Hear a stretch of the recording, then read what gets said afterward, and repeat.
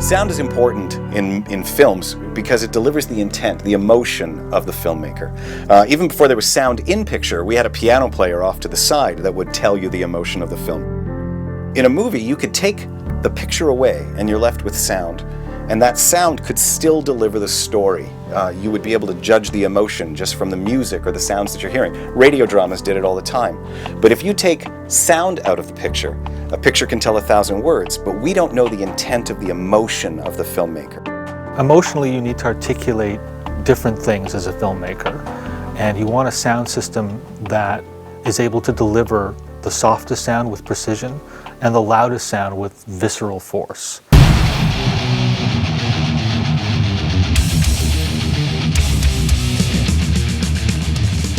Well, dynamic range is the level of which we're able to, the difference, I guess, between the loudest sound and the quietest sound that can be delivered. At IMAX, we try to deliver the widest dynamic range possible.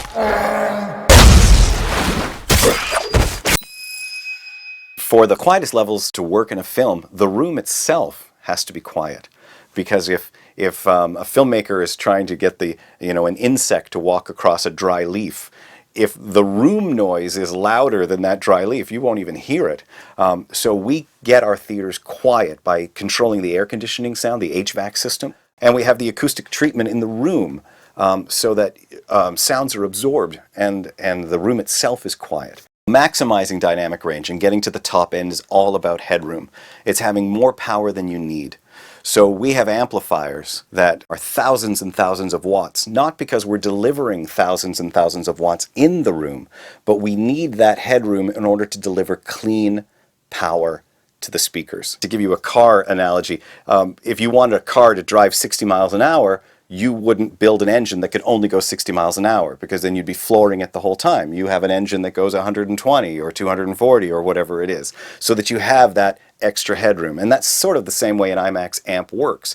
We have an amp far more powerful than we need so that it can deliver the sound without distortion.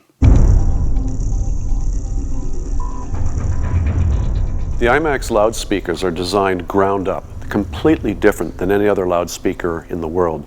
They're based off what we call PPS, Proportional Point Source technology. The proportional point source technology allows us to deliver sound to people who are sitting close to the loudspeakers at the same level as those who are sitting further away.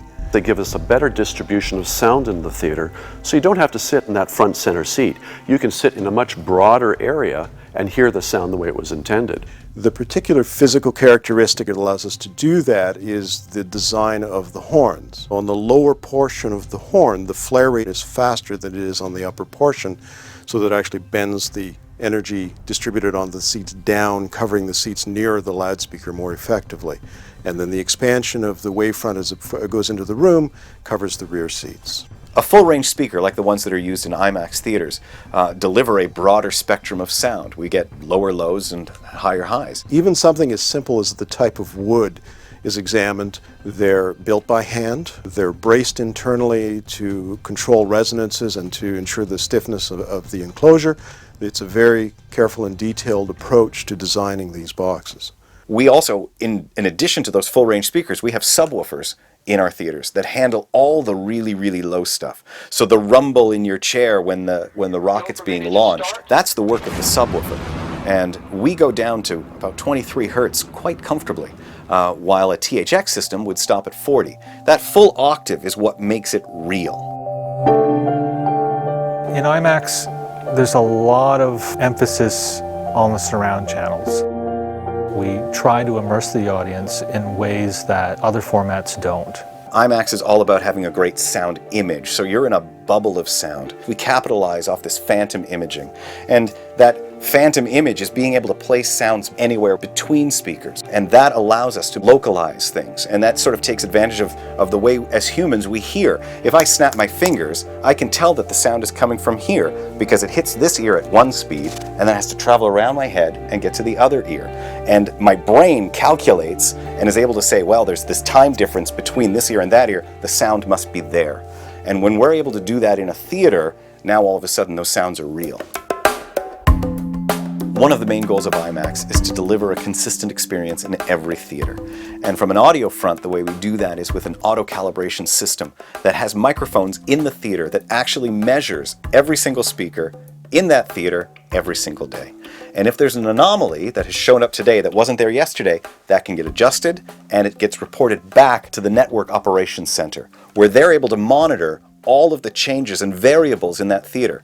And then it can be adjusted so that the theater is back up to spec. And all of this happens without the projectionist or theater management even knowing. It's something that IMAX does to make sure that the quality of the film and the sound remains consistent day after day. When Hollywood content is remastered for IMAX, we deploy the DMR tools, which is about converting both picture and sound for display in IMAX theaters. Optimizing audio for IMAX playback isn't remixing. We reformat it. It just allows us to create a really amazing differentiated experience. Well, you could have an alien that's behind you in the 7.1, and you feel it. You feel that alien just doing something behind you. But in the IMAX room, it's like he's really on top of you because he's a little brighter and rounder. And it's not like we want to remix the film for an IMAX room. What we have to do for IMAX is base management.